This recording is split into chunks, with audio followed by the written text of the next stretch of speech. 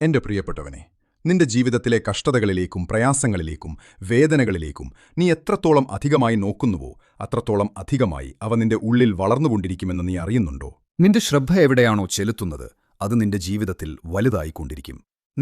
നീ നിന്റെ പ്രശ്നങ്ങളെക്കുറിച്ച് മാത്രം ചിന്തിക്കുകയും സംസാരിക്കുകയും ചെയ്യുമ്പോൾ നിനക്ക് ചുറ്റുമുള്ളവർ നിന്നോട് സഹതപിച്ചേക്കാം.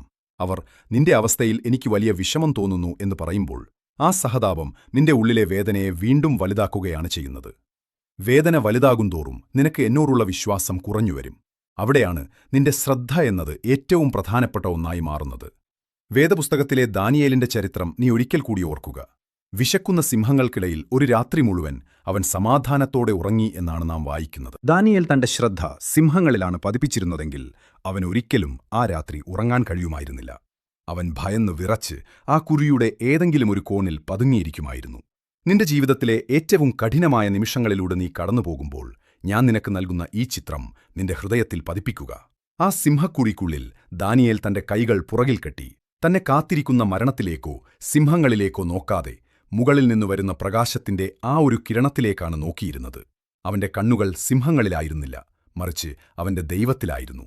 നിന്റെ കണ്ണുകൾ കഷ്ടതകളിലും ഹൃദയവേദനകളിലും ഭാരങ്ങളിലും മാത്രം ഉടക്കി നിൽക്കുമ്പോൾ നീ അമിതമായി ഭാരപ്പെടുന്നു. നിന്റെ ആത്മവിശ്വാസം നഷ്ടപ്പെടുന്നു.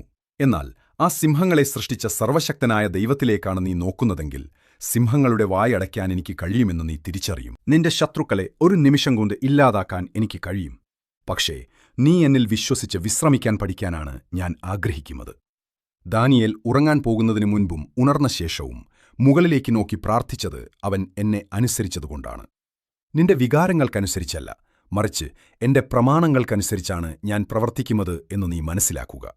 നീ എന്ത് വിതയ്ക്കുന്നുവോ അത് നീ കൊയ്യും എന്നത് എന്റെ മാറ്റമില്ലാത്ത പ്രമാണമാണ്. നീ എന്റെ വചനം അനുസരിക്കുക.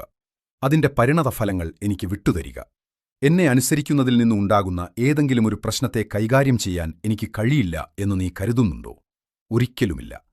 നീ എന്നെ അനുസരിക്കുകയും ബാക്കിയുള്ളതെല്ലാം എനിക്ക് വിട്ടുകൊടുക്കുകയും ചെയ്താൽ നിനക്ക് ചുറ്റും എന്ത് സംഭവിച്ചാലും നിന്റെ ഉള്ളിൽ ഒരു വലിയ സമാധാനവും സന്തോഷവും ഉണ്ടാകും. നിന്റെ ജീവിതത്തിൽ ഞാൻ അനുവദിക്കുന്നത് എന്തും ഒരു കാരണാരണത്തോടുകൂടിയാണ്. നിനക്ക് അത് ഇഷ്ടപ്പെട്ടില്ലെങ്കിലും അതു നിന്റെ നന്മയ്ക്കായിട്ടായിരിക്കും. എന്റെ മകനെ, നിന്റെ ജീവിതത്തിൽ കുറ്റബോധമോ പാപമോ ഉണ്ടെങ്കിൽ എന്നെ വിശ്വസിക്കുന്നത് നിനക്ക് പ്രയാസമായിരിക്കും. കാരണം പാപം നിന്നിലെ എന്റെ ശക്തിയെ തടസ്സപ്പെടുത്തുന്നു. അതുകൊണ്ട് നിന്റെ കണ്ണുകൾ പ്രശ്നങ്ങളിൽ നിന്ന് മാറ്റി എന്നിലേക്ക് തിരിക്കുക. ഞാൻ നിനക്ക് സമാധാനം നൽകും.